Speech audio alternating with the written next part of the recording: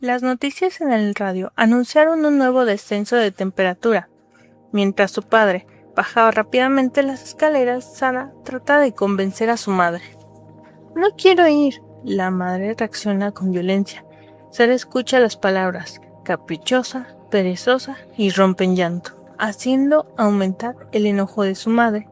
Siempre haces hasta lo imposible para mortificarme. Se pone el impermeable y azota la puerta con furia mientras advierte: llamaré para saber si fuiste.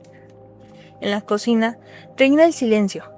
Sara permanece sentada en la mesa, en la que todavía siguen los platos del desayuno. No hace un solo movimiento.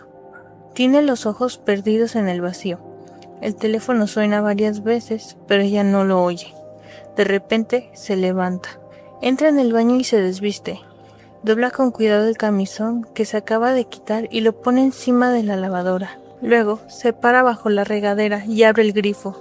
El chorro de agua fría le hace estremecerse, pero resiste y no se mueve. Lentamente, el agua helada va anestesiando su cuerpo. Los sollozos interrumpen su respiración entrecortada. Cuando siente que los pulmones se le van a estallar, cierra el grifo, se viste, se seca y sale de la casa. Va derecho al canal. La niña se aleja de la orilla y empieza a avanzar sobre la superficie helada del canal. El hielo se ha resquebrajado bajo su peso. Con los ojos cerrados, Sara gime: abuela, abuela. Sigue avanzando, pero de pronto siente que la jalan hacia atrás. Alguien la toma del hombro y la conduce a la orilla. Él la regaña. El hielo no está bastante sólido para jugar sobre él. Cuando ve las lágrimas en los ojos de la niña, se acuchilla. Pero Sara se zafa y escapa corriendo a lo largo del canal. Sube unas escaleras y vagabundea por las calles. Sin haberlo decidido, a la hora convenida, se encuentra frente a la puerta del estudio del dibujo. Como siempre, espera antes de tocar. Como siempre, el profesor la ve desde la ventana. Teme que se vaya, o quizá lo espera. Entra, Sara. Atraviesa el corredor hasta la pieza del fondo. Sara se detiene cerca de un viejo sillón. El profesor le acaricia el rostro con la punta de los dedos mientras le habla. Cada artista tiene su musa. Ella es la suya. Su historia es única. Los demás nunca lo entenderían. El profesor no para de hablar mientras desviste a Sara. Ella no dice nada. Se siente en el sillón y cierra los ojos. Jueves 16 de enero. Estoy en un cursillo que terminará el lunes. Ayer me propusieron ocupar el lugar. No tuve tiempo de decirle a Sara que hoy no podría ayudarla a estudiar. Todo el día me obsesionó la idea de que estaría esperando, de que no se iría sin verme. Esta tarde manejé sin precaución en la carretera nevada. Yo, que normalmente soy tan prudente, estaba segura de que Sara estaría todavía ahí, pero el patio estaba tan vacío como los salones. Cuando leí en la lista de asistencia que no se presentó, estuve a punto de subir de nuevo al coche para ir a su casa. Me estoy volviendo loca. Sara ya no es Sara. Yo la inventé, y la niña que fui se escapó de mi memoria para tomar posesión de su cuerpo. Estoy tratando de remontar el tiempo. Quiero creer que Sara es víctima de una historia idéntica a la mía, para esta vez impedirlo. Quisiera borrar ese episodio de mi infancia, pero debo entender que lo sucedido es indeleble para siempre. Si por lo menos pudiera escribir esos minutos que marcaron mi vida al rojo vivo, no mezclaría a Sara en este caos. Podría escuchar lo que quizá ella tiene que decir en lugar de fundir su historia con la mía, pero las palabras no llegan.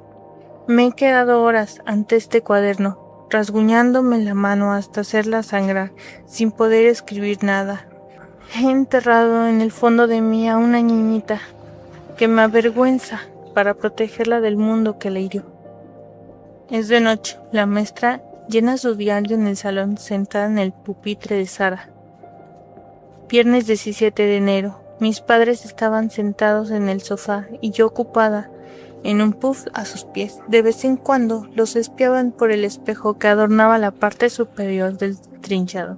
Estábamos viendo en la televisión una película sobre la vida de una reina. Todavía puedo ver las imágenes de la boda. Ella tenía 12 años y su padre la dio en matrimonio a un viejo soberano repugnante.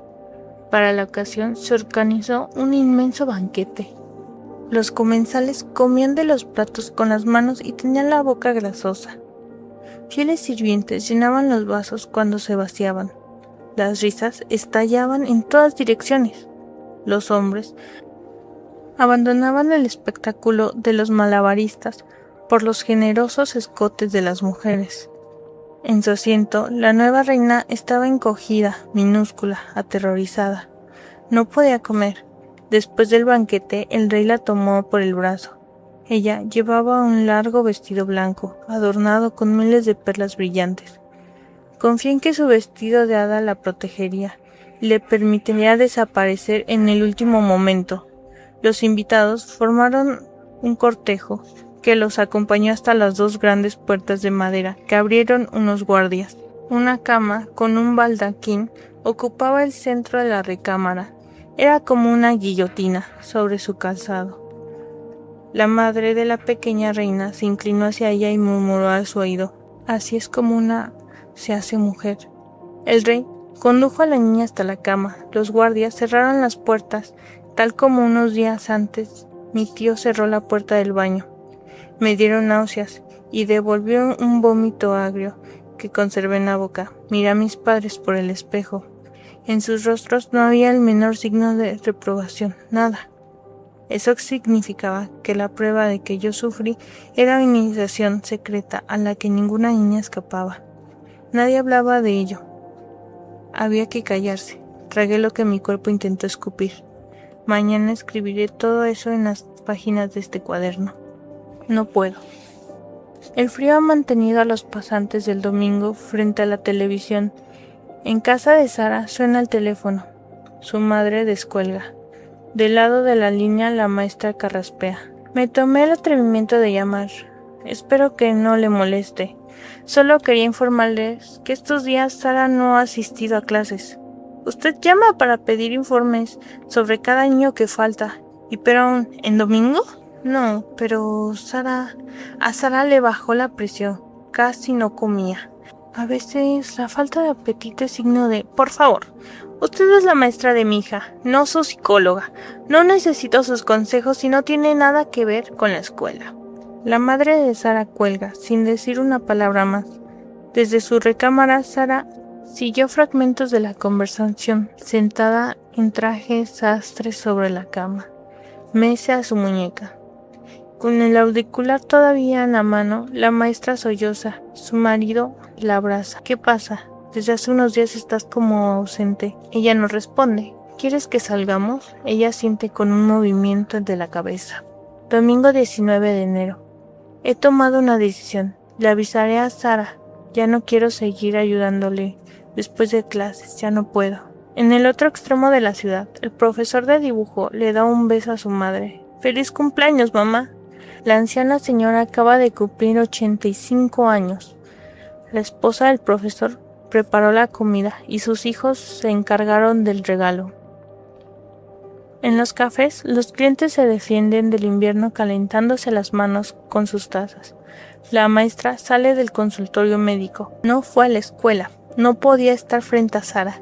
Tenía que retirarse para sanar esa herida olvidada que se ha vuelto a abrir. Para sanar a esa niña cruelmente lastimada que lleva en su interior. El miércoles el tren la llevará a las orillas del océano. Rentará un cuarto en un hotel desierto y se sentará sobre el acantilado tan alto y tan cerca del vacío que se estremecerá. El viento, cargando de llovizna, azotará su rostro y quizá entonces su memoria pueda vaciarse. Mientras tanto, revisa los libros de la biblioteca y tira los que ya no quiere, antiguas novelas que ahora le parecen engañosas. Sara dibuja, sentada detrás de los alumnos del curso preparatoria que aprende a leer. Como todavía no llega la nueva maestra, repartieron a sus alumnos en otros grupos. Con la cabeza inclinada y protegiendo su hoja con un brazo, Sara dibuja unos personajes sin ojos, otros sin manos y unos más sin boca. A la hora del recreo, espera que salgan los demás niños para salir. Cuando pasa tan cerca del basurero, tira su almuerzo, y luego se recarga contra el muro del patio. Se queda inmóvil, esperando con los ojos fijos en las ventanas del departamento. En la tarde, su madre se sorprende al verla sentada en el escritorio de su recámara, con la nariz metida en los cuadernos. ¿No estudiaste con tu maestra? Sara responde sin levantar la cabeza. Ya no está. La madre mira la nuca rasurada de su hija. Le recuerda lo que una boca pérfida le contó cuando era niña sobre su propia madre. Nunca se ha atrevido a hablar con nadie de esa revelación, ni la vergüenza que sintió entonces, ni de la que sienta aún. ¿Ella sigue en el cursillo? Sara garrapatea algo sobre la hoja del cuaderno. No. Un tic de molestia crispa los labios abiertos de la madre. ¿Está enferma? No. La madre de Sara enfurece. ¿Me puedes decir qué está pasando? Ya no va a ir. ¿Qué dices? ¿Quién se los dijo? Nadie. Pero entonces, ya no va a ir. Harta, la madre se va de la recámara mientras Sara sigue repitiendo. Ya no irá nunca, por mi culpa. Pero solo la muñeca sentada sobre la cama detrás de la niña escucha esa confesión. El cielo es de un color gris sucio. La maestra terminó de limpiar al fondo su cocina. Escucha a los niños jugar en el patio y se acerca a la ventana. Escondida entre las cortinas, observa a Sara. Está con los rasgos tensos y cansados. Se apoya abatida contra el muro del patio y espera. ¿Qué espera? Cuando los alumnos regresan a clases, la maestra da vueltas en el departamento, pasando y volviendo a pasar frente a la foto acusadora que cuelga sobre el muro del corredor. Quisiera desgarrarla, hacerla desaparecer y olvidar todo, pero no logra hacerle nada a ese pequeño trozo de papel. Entonces descuelga el auricular. Martes 21 de enero. Alerté a la trabajadora social. Me tranquilizó. Haré una investigación con mucho tacto. Si es necesario, advertirá a los servidores competentes para que protejan a Sara. Ahora puedo ocuparme de mí. Preparé mi maleta. Saldré mañana. Espero tener el alma en paz cuando regrese. Por fin libraré a la niñita encerrada en el cuarto del baño. La ciudad nunca había sufrido un invierno como este. Parecía que iba a iniciarse una nueva era glacial. Si la temperatura descendía unos grados más, todo el mundo se quedaría inmovilizado para siempre.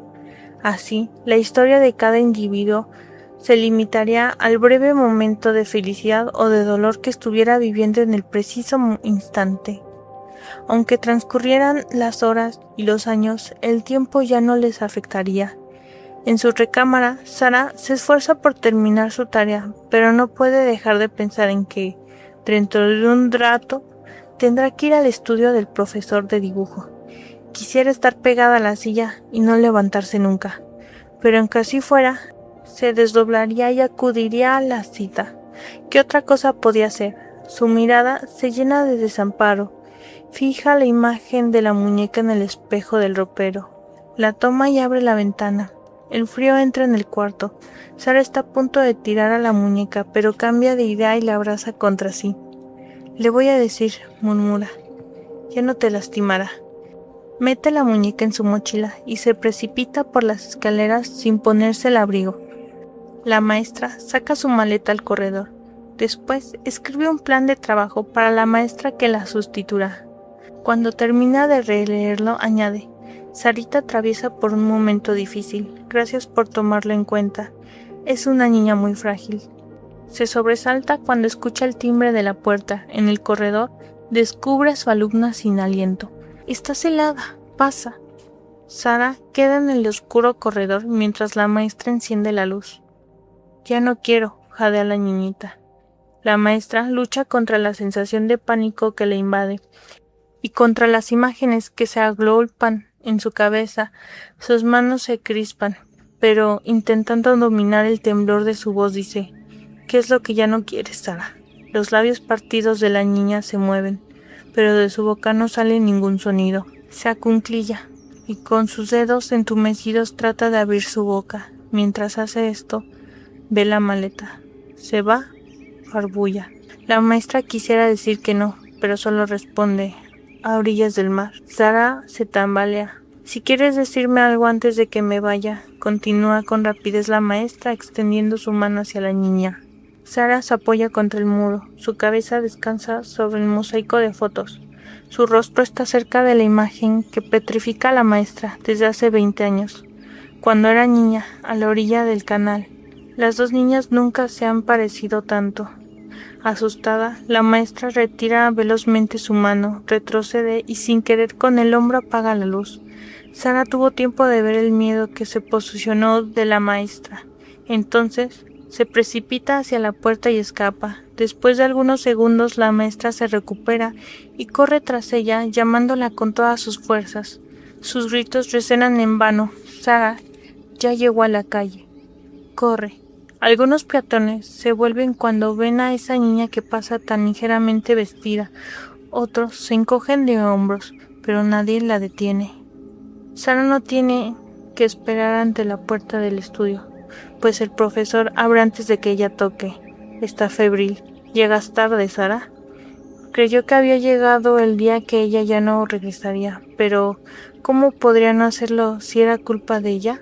Desde el principio, a causa de los escalofríos que recorrían su cuerpo cuando el profesor hablaba detrás de su espalda. Su voz grave la arrullaba, le hacía cosquillas en los oídos. Ella se estremecía al sentir el roce de su mano recorriendo la posición de los dedos sobre el lápiz. Era ella quien sentía placer. El profesor no parecía turbado, sonreía y su sonrisa la tranquilizaba. Entonces ella permitía que esas sensaciones agradables la adormecieran. Un día él quiso dibujarla. Le pidió que se quitara el suéter. Sara se ruborizó, pues de pronto se sintió vulnerable, como si el profesor hubiera penetrado sin saberlo en lo más profundo de su jardín secreto, y solo en ese momento ella hubiera notado su presencia. Él adivinaría sus pensamientos, y que se burlaría, o peor aún, que escandalizaría.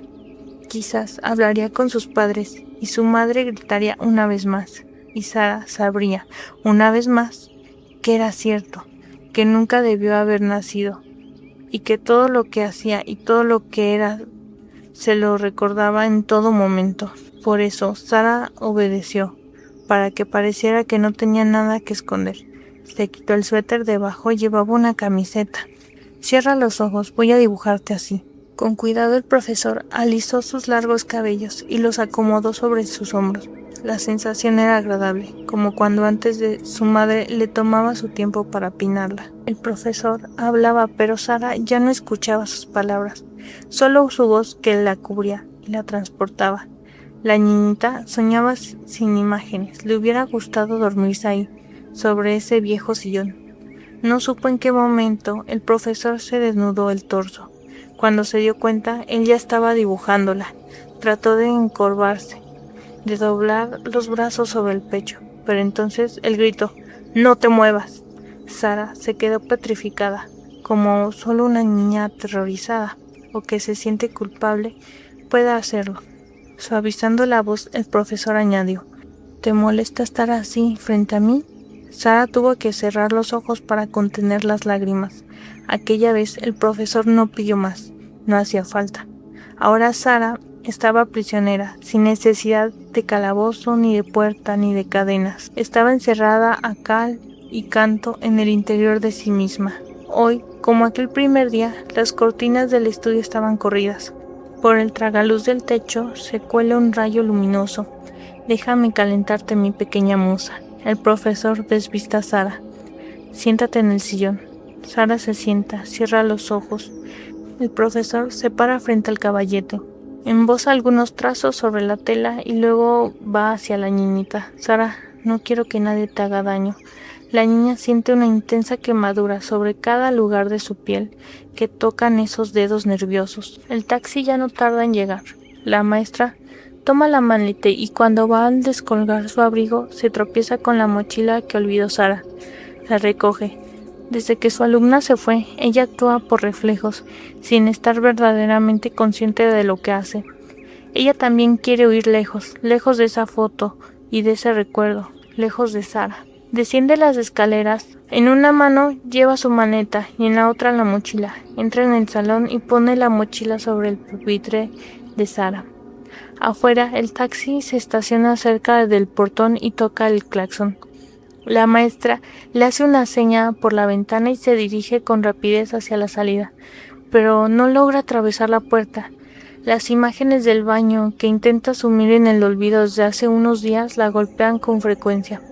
Lucha para ahuyentarlas. Quisiera construir un muro infranqueable para protegerse, pero unas pisadas le oprimen la cabeza y casi se hacen estallar. De pronto, el dique se rompe, las lágrimas brotan a mares. Las escenas que sucedió desde hace 20 años, pero que nunca ha cicatrizado, vuelven a desarrollarse segundo tras segundo frente a ella. Proyectada en las pantallas de sus ojos, la maestra describe sollozando el drama que presencia. Como espectadora adulta de su historia de niña, lo llama él, se nombra ella. Él cierra la puerta, ella está contra la tina, habla con voz tan baja que apenas pronunciadas las palabras se ahogan en las lágrimas que corren por sus labios. El taxista se dirige a la estación. De vez en cuando echa una mirada por el retrovisor a esa mujer que llora en el asiento trasero del coche, con una muñeca sobre las rodillas. Trata de entablar conversación. ¿Tiene que tomar el tren? ¿A qué hora? La maestra no responde. Las calles se van quedando atrás mientras los peatones avanzan con la cabeza baja y el cuello del saco levantado, semejando un interminable éxodo. Oiga, prosigue el chofer, esa muñeca ha sufrido mucho. La mirada de la maestra se dirige hacia el cuerpo ennegrecido y arrugado. El plástico está agujereado a la altura del vientre. Ella recuerda entonces cómo atravesó con su clavo a su oso de peluche antes de cubrirlo con besos húmedos. Perdón, no lo volveré a hacerlo, te lo prometo. Deténgase, pero si la estación está todavía lejos, deténgase aquí. La maestra camina recitando el texto de Sara. El canal está congelado, la ciudad está muerta, los niños lloran, el pintor los encerró en su cuadro. Al principio, cuando leyó esa frase, no le prestó atención. Sara le había hablado de sus clases de pintura, pero no había hecho la conexión. No podía hacerla. Su tío había muerto hace mucho tiempo. No podía dejar que apareciera otra vez, ni siquiera bajo los rasgos de otro. La maestra se detiene frente al estudio, que anuncia el nombre sobre la placa del cobre. La puerta de entrada está mal cerrada. Entra sin hacer ruido. Desde el cuarto del fondo le llega una voz. Se acerca. Ahora distingue las palabras que ella también escuchó y que no habría querido escuchar nunca más. Abre la puerta. El profesor se sobresalta y da media vuelta. ¿Pero qué pasa? Se esconde detrás del sillón en el que está sentada Sara. La niña no reacciona, no abre los ojos, parece estar ausente. El pintor repite, ¿pero qué? Proyectada hacia su pasado, la maestra se inmoviliza. El profesor aprovecha para empujarla y atraviesa el corredor, desapareciendo inmediatamente en la calle. En el estudio el tiempo se detuvo. Solo existe una mujer y una niña, que ya no están separadas por la distancia de 20 años. Lentamente, la maestra reúne las fuerzas necesarias para acercarse a Sara. Sara, ¿me escuchas? La niña parece una escultura de cera. Sara, te suplico responderme. La maestra tiende hacia la pequeña una mano temblorosa. Luego detiene su gesto. ¿Cómo tocar ese cuerpo desnudo sin que se haga pedazos? Con todo el cuidado, deposita la muñeca sobre las rodillas de Sara. Ella me habló y yo entendí. La maestra llora. Voy a acercar mis manos a las tuyas, Sara. Lo hace y añade, si no puedes hablar, escúchame. La niña todavía no reacciona. La maestra prosigue. Yo sé lo que has vivido, Sara. La maestra acerca lo más posible sus manos a las de las alumnas. Entonces le dice lo que la niñita del cuarto del baño ignoró durante mucho tiempo. No le diste tu cuerpo en ningún momento, en ningún momento. Él te lo robó, Sara. Él te lo robó. El silencio reina en el estudio, apenas interrumpido cuando la maestra repite, él te lo robó.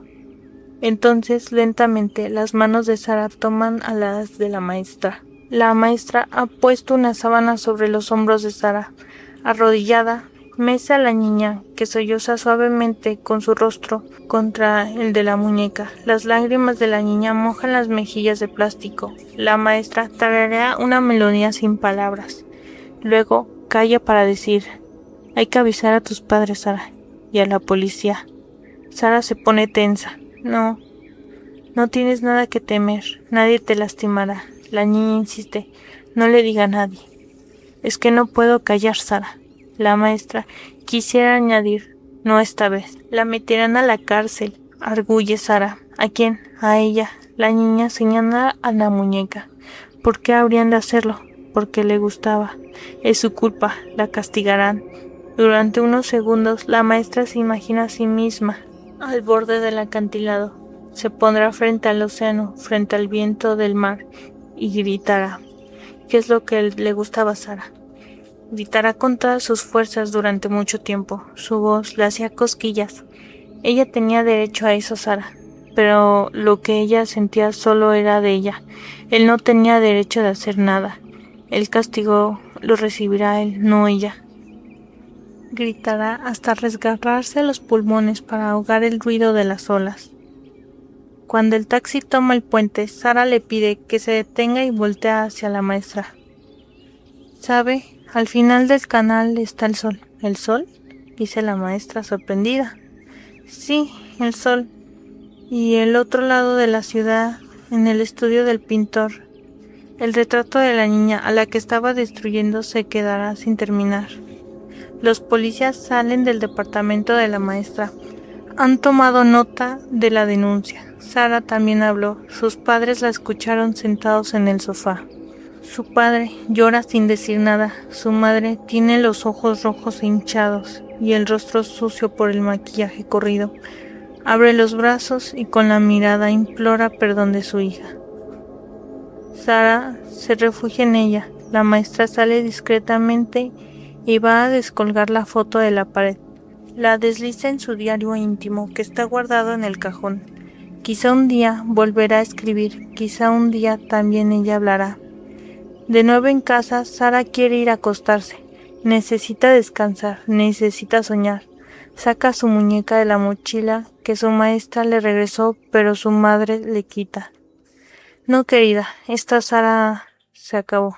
Ahora hay que olvidar. Sin embargo, no sabe qué hacer con la muñeca desvestida, a la que sostiene con la punta de los dedos tratando de evitar las marcas de quemaduras. Entonces, abre la puerta del mueble bajo el fregadero y le pone junto al bote de basura.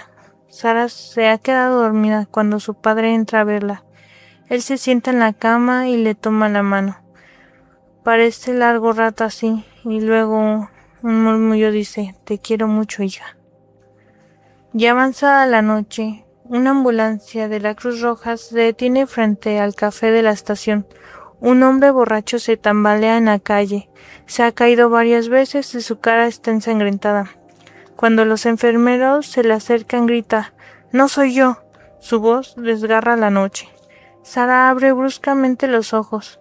Extraviada, palpa a su alrededor, pero no encuentra lo que busca. Entonces se levanta y sale de la recámara.